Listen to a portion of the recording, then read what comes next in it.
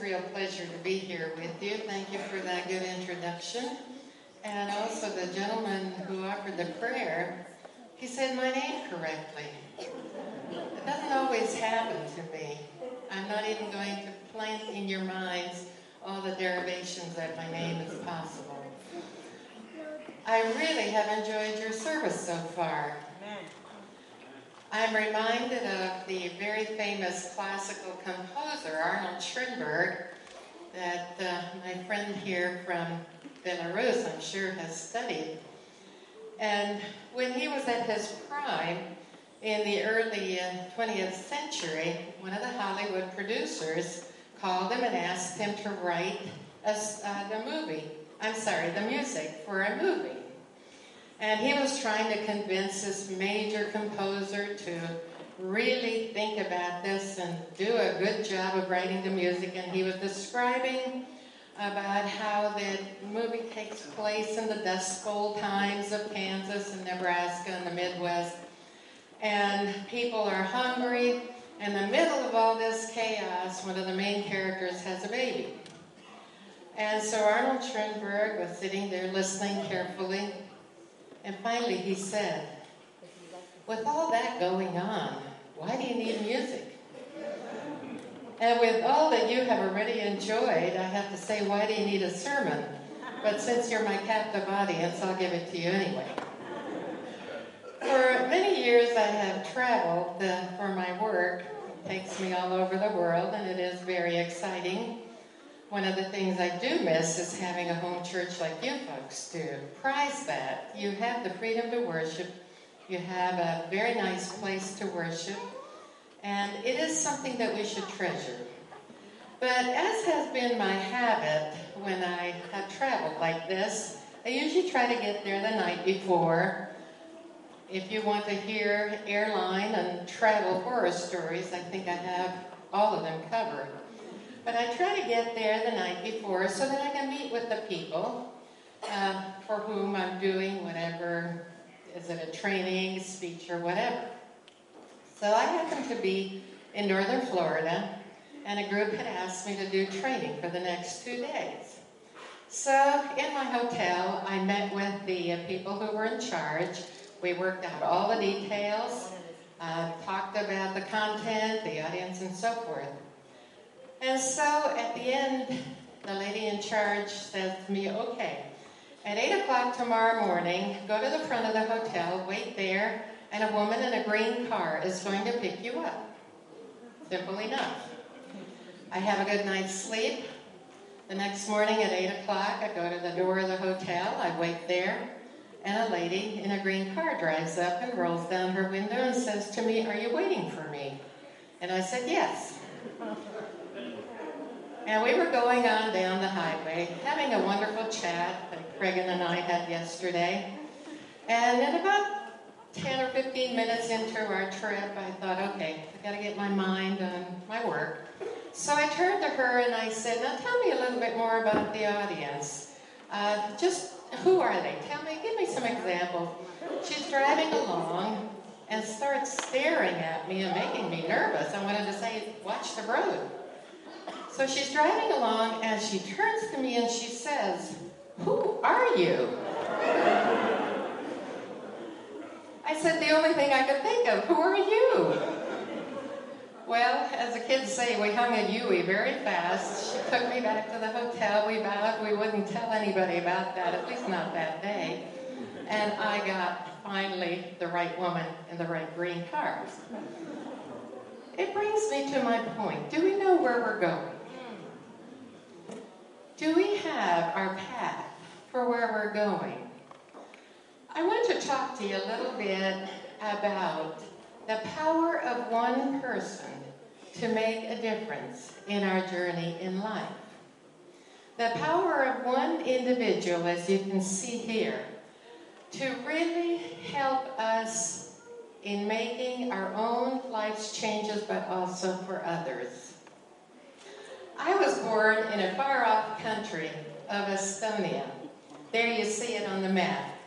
Are there any Estonians in the congregation today? Does anybody know an Estonian besides Craig and Judy? You do? Okay, we'll have to talk. We're a very rare breed, so take a good look. You might never meet another Estonian. But I was born in this little country of Estonia, and it is in the far north, as you saw on the map, and it is a very, very old country.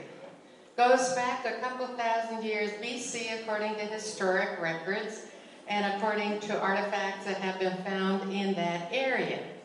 It's a very small country. Even today, it only has a population of about 1.35 million people.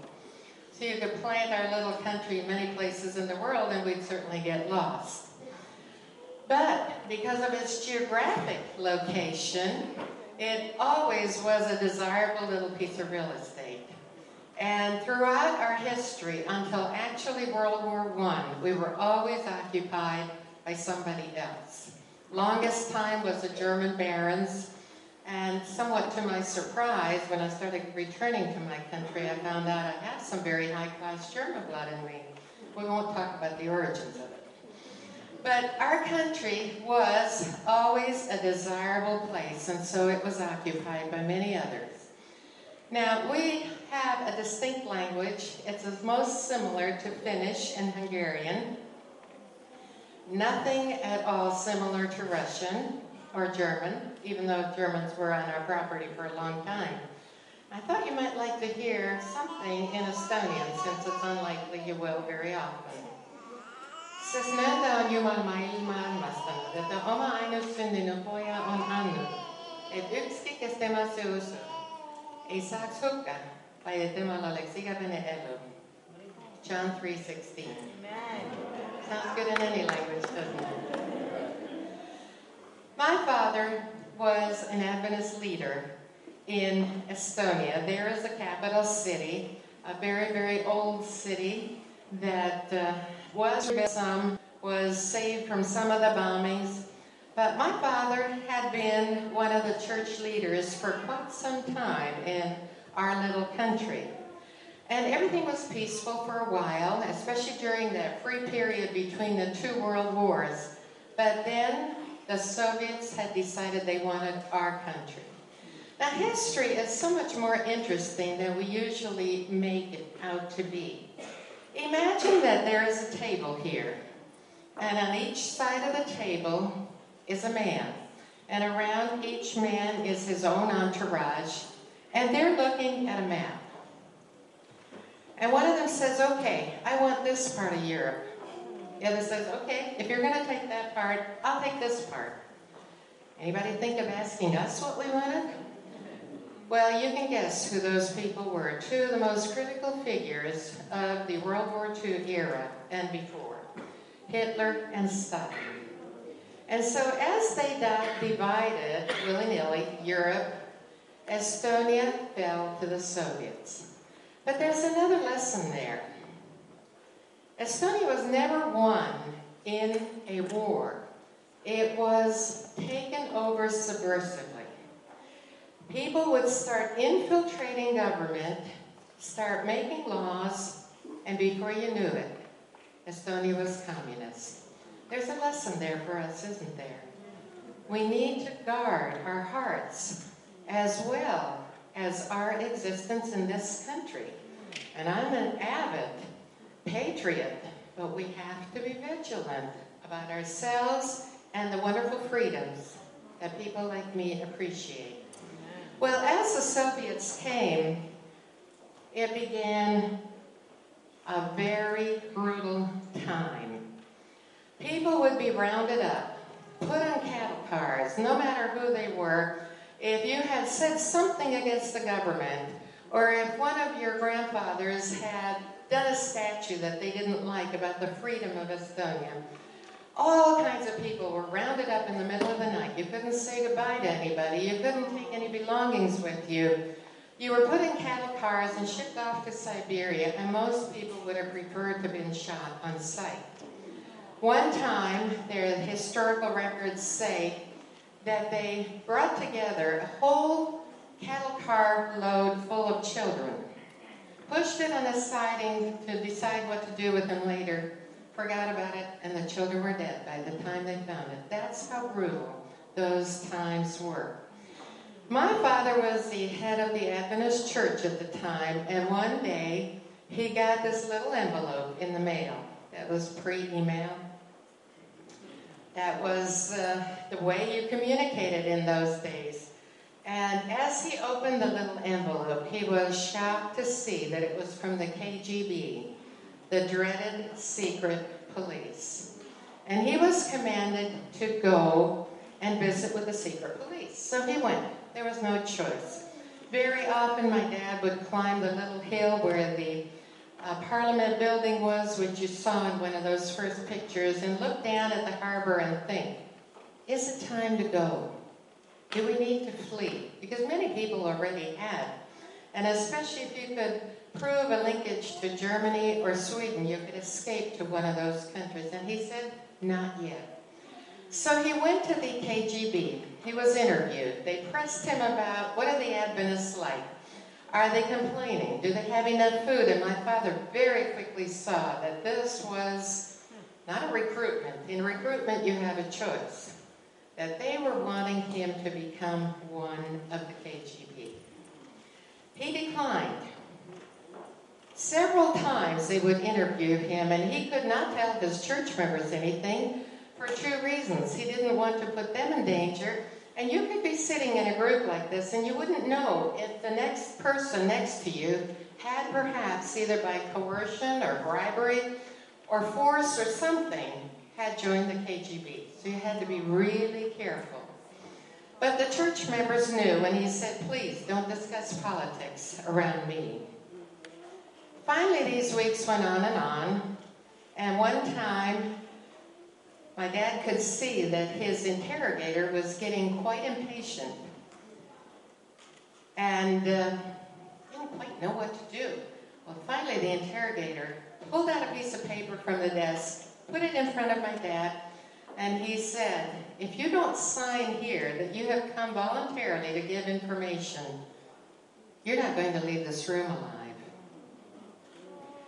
I fully believe that God intervened because he wasn't shot. There was a gun on the desk, but he was not shot. And they said, okay, next week we want you to meet us. And they gave him a name of an apartment building, the street and the address and so forth. Again, my dad climbed that little hill, looked down. Is it time to go? Is the journey ahead of me clear? He decided no, and the week went by, and then he climbed the stairs to this little apartment, knocked on the door at the appointed time, and waited. Nothing happened. He waited some more, knocked again. Now I think I would have just said, okay, I've tried, bye. He waited, knocked again, and the door began to open just a little bit. And a little elderly lady looked around and said, what do you want? My father realized he didn't have a name. The official had never told him a name. And you know, once you start describing people, I'm often amused to, I wish I knew how I'm described when people have to pick me up at the airport and they don't know me like Cregan does. It would be interesting, I'm sure. So he starts describing this official. The little lady looks at him really puzzled. Finally, she starts shutting the door and she says, there's no one here but me. Totally unheard of, because once the KGB contacted you, that was it. You either agreed to go along with them or you were killed or sent to Siberia, which in many cases was worse. My father was astounded, literally astounded, and he knew it was a miracle. Lists that have been found after the Soviet Union broke up indicate, and this was very important to my father, that if he had stayed in Estonia, for sure he would have been killed. The Germans came, you know, people like Hitler and Stalin, they don't keep each other, they don't keep their promises, they don't keep their word. And eventually Germany wanted that area, so they came and took over. And they also called my dad, and they were a little bit lackadaisical about it. They said, we'll let you go on with your worship and whatever it is you do, because once Hitler has won all of Europe, he'll be God, and then we'll shut you down. Well, after a couple of years, the Soviets wanted that territory again. By this time, I was born, and we had to flee. Took the last train out to the coast. Took a German troop ship because they were willing to take any kind of refugees. They needed the people to work in their factories, especially the ammunition factories. And we miraculously got on one of those troop ships, which was not torpedoed. Most of them were. And many, many German soldiers, as well as the refugees, lost their lives. I've known the relatives of some of them. And when you think about what your country and your church might mean to you, even though I was very tiny, music runs in Estonians' veins. And I can remember how the Estonians lined the deck of the ship and they sang their national anthem. Maybe we take it for granted at our ball games, at the TV programs. It represents something very special.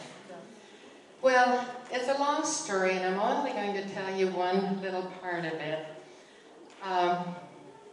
This is what a bombed-out city looks like. I know it's kind of light, but maybe you can still see some of it. The devastation. And this is the route that my family took when we were homeless refugees for several years. We depended on the kindness and the generosity of strangers. We also were very fortunate because my dad was a pastor, and many of the German pastors had been conscripted to get into the army, the German army, and to get through it the best they could, if indeed they survived. So my dad would take over some German churches, and that kept us out of many of the refugee camps, which was fortunate. We slept many times under the stars. We had one of those wonderful things that are European, a feather bed. Anybody know what a feather bed is? It's like a gigantic pillow, and my dad hauled it from one place to another. Many times that's what kept us warm. Well, finally, we ended up, when everybody thought the war was over, we certainly did, we were in the northwest part of Germany, and we were living with an Adventist farmer and his family, and we thought everything would be fine. And when I've done work with some of the organizations and the university up in that area, even the atmosphere brings back some memories, even though I was so small. Well, what we didn't know was the big four powers of World War II, France, England, the US, and Russia, were meeting.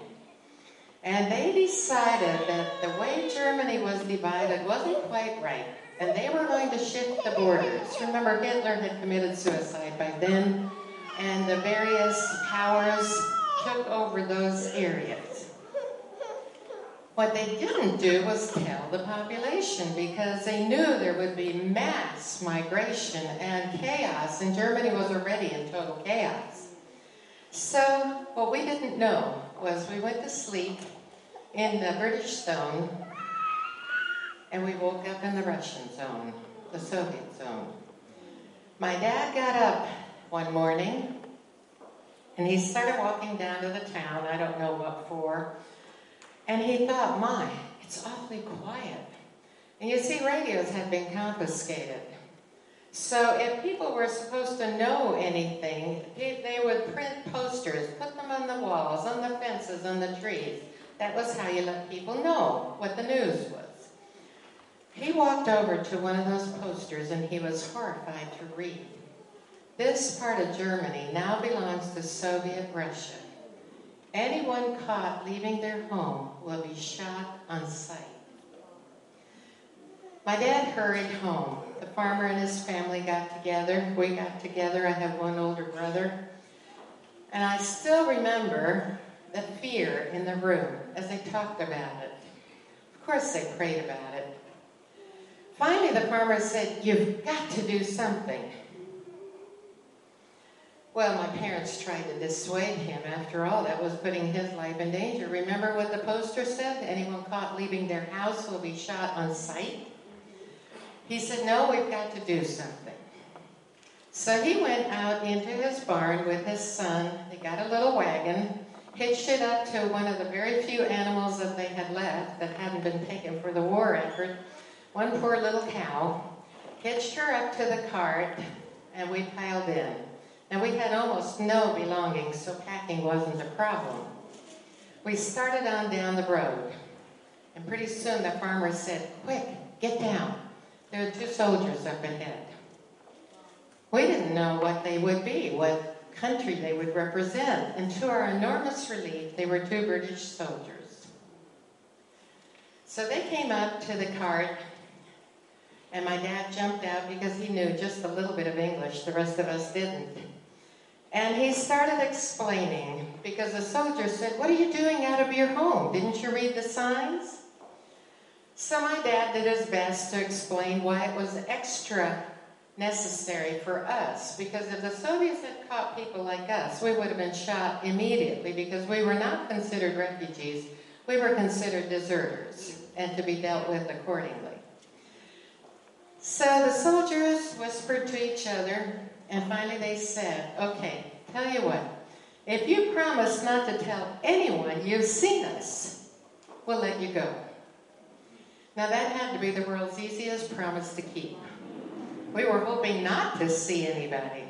But unfortunately, when we got to the place where the farmer thought he could sneak us across this new border, hundreds of other people had thought of the same thing. Nobody was sneaking anywhere. My dad left us, my brother, my mother, and me, in a place. The farmer and his son returned home. Many years later, my parents found out to their enormous relief that they got home safely. And then he went and talked to one of the soldiers. And the soldier listened. Fortunately, they were British soldiers. And the soldier said, I can't do anything, but I tell you what, you leave your family here, and you can run, I don't think it's more than a couple of miles, and if you get the right permission in writing and bring it back to me, I'll let you go through. Now think about the risks.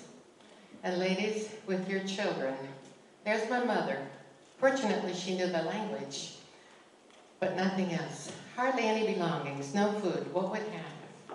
So my dad ran the distance, and another miracle occurred because he found the right official. The man listened, and then he took a card from his desk, and he wrote something on it, handed it to my dad. By now, my dad is in a panic. When are the Soviet soldiers going to come and take over this area? So he's running back to the border. My mother sits there, and she sees my dad coming. He goes up to the same soldier, hands him something, and then they motion for us to come. Now, I spend a good share of my life standing in lines, and I do not like it when people cut line. And I'm not shy about telling them that. But we were essentially doing that. And as we went to the border to be allowed through a makeshift gate through all that barbed wire, you could hear the murmur in the crowd. Why can't they go? Why can't we go? We went through. We started on down the road. It wasn't very difficult because we had almost no belongings. And then we heard the rumble of huge army trucks. Those trucks came by. My dad went and hid, of course, because any able-bodied man could be taken by any army. It was the Soviet soldiers. The Lord didn't waste any time. It was about 15 minutes, and I wouldn't be standing here in front of you and meeting with you. 15 minutes and life would have been totally different if, indeed, it would go on. My dad kept that note. And it's a little bit light for you to see, but this is a very historic note because it is my ticket to freedom. This is the note that saved us, and it was the last time we had to flee. We finally got to the promised land, In our case, it was America. Could have been Australia and Canada. Estonians tended to be sent to one of those three places. What did the note say? Very simply, it addressed it to a Corporal Lee, and I have tried when I've been in the UK for work to try to find the family of this man. Unfortunately, Lee is a little bit too common a name. And it says, if you can do so without arousing too much curiosity from the others, you can let this man and his family through. The power of one person to make a difference. My dad gave me that note because he kept losing it in all our moves and rather discombobulated lives. And I treasure it because it's my ticket to freedom.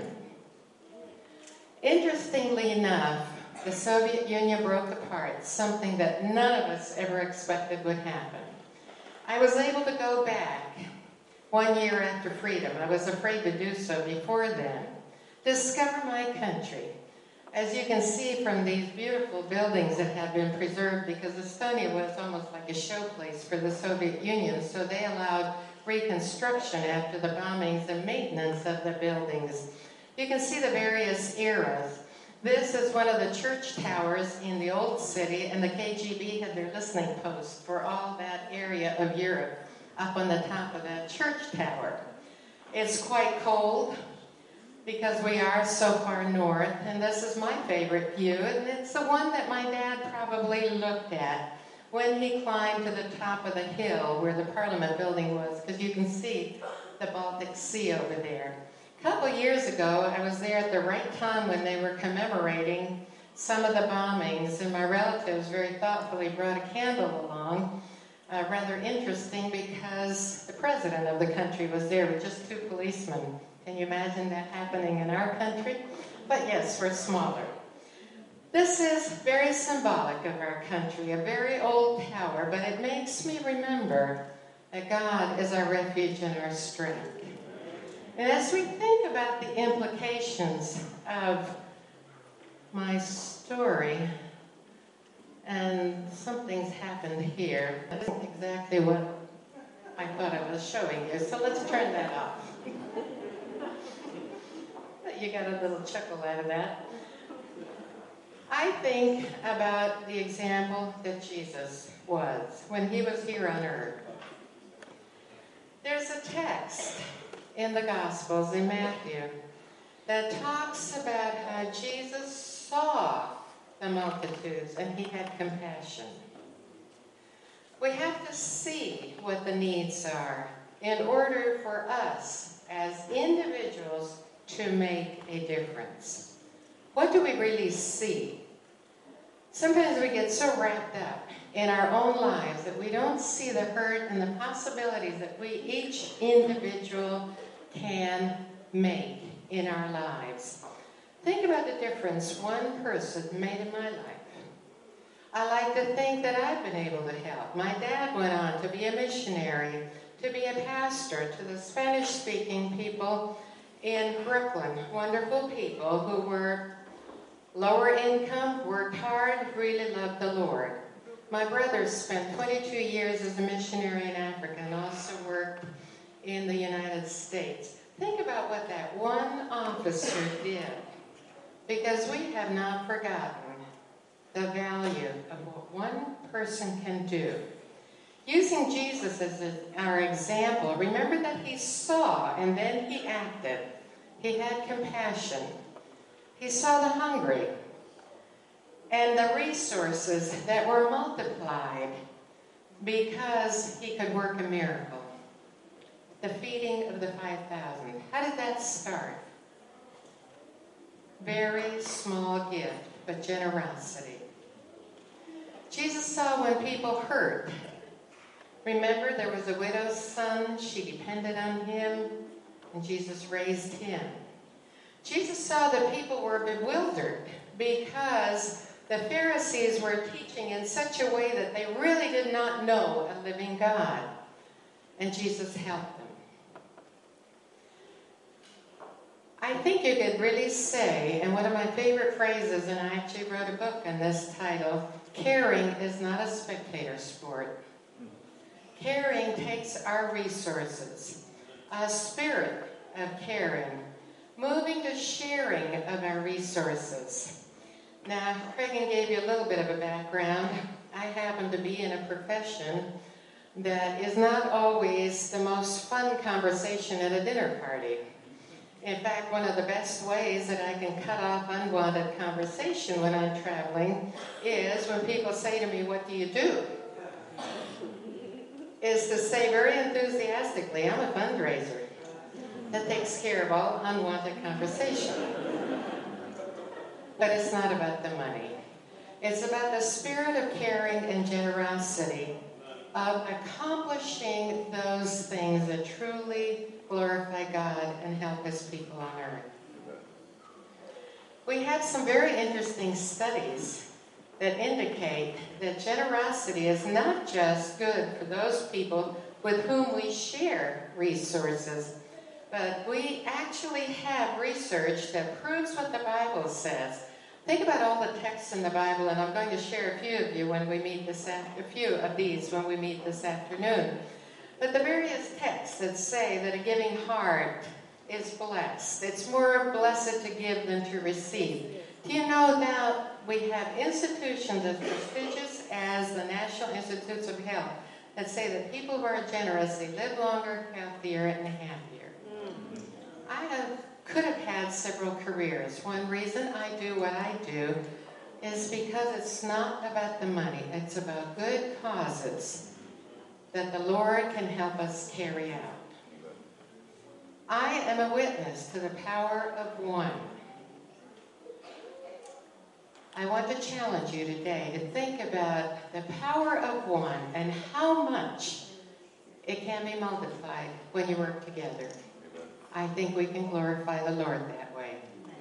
May the Lord bless you as you continue to worship, make a difference in people's lives, in your community, and I hope you take that challenge from the Lord. God bless you. Amen.